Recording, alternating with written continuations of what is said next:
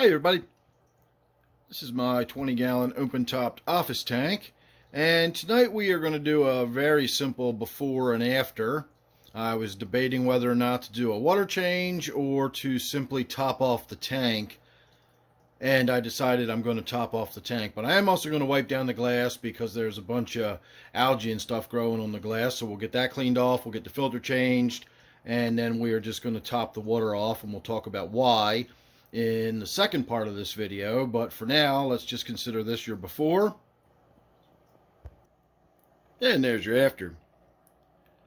So the main bit of work I did while I was in there was work on the filter. I put a new filter pad in. I also replaced, or I didn't replace, but I cleaned the black biosponge that was getting all gross and grungy.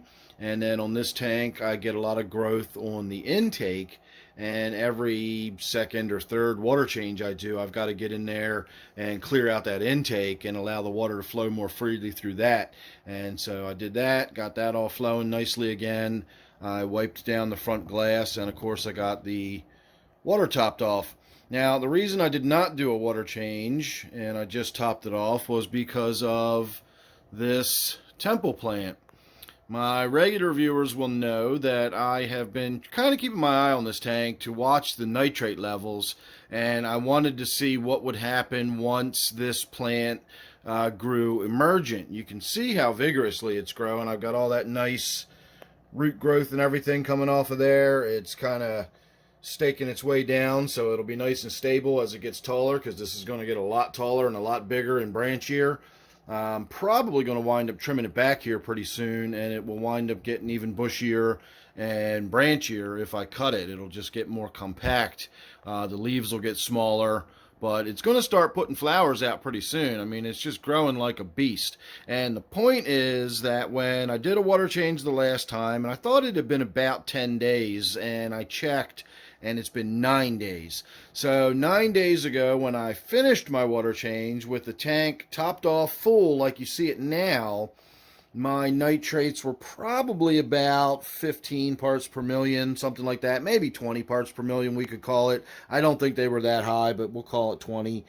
Now, before I topped the tank off, when the water level was low, that's what our nitrates look like. Again, I know that this is not the best way of doing it, but the nitrates are now under 10 parts per million. There may be about 5 parts per million or something. So over a 10-day period with just regular normal feedings, I'm not doing anything special to the tank. I haven't changed the way I've been maintaining it or anything.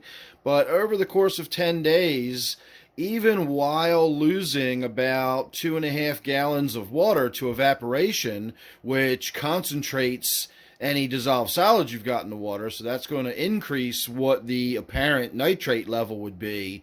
And yet, even with the water concentrated slightly, I still had less nitrate than I started with in a full tank 10 days ago. So clearly my temple plant there is drinking the nitrate up so fast that it's not actually accumulating in this tank, it's actually going down. And so rather than do a water change, I want to just let it ride. I want to give it another week or two, maybe 10 days, something like that, and we'll check it again, and we'll see whether that nitrate level gets even lower than it is now. So if it gets too much lower, I'm going to have to start doing something to increase the nitrate level, because I'm going to need food for my plants there. If they don't get enough nitrate, they won't be able to grow properly. But on that final note, I will say I often hear people talk about when you've got a planted tank, you want to keep the nitrates around 20 parts per million or something, and that way the plant has, plenty of nitrate available for it to use as food.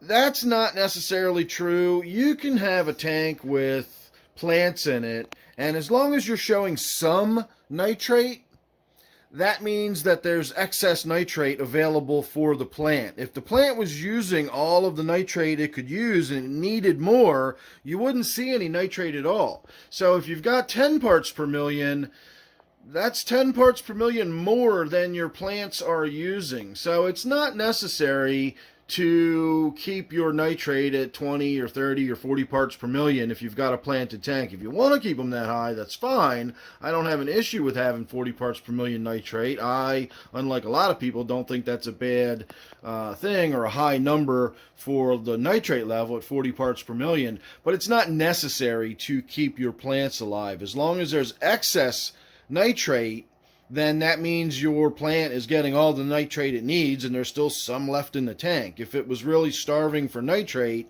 there wouldn't be any nitrate left in the tank. It would drink all of that up and then need more.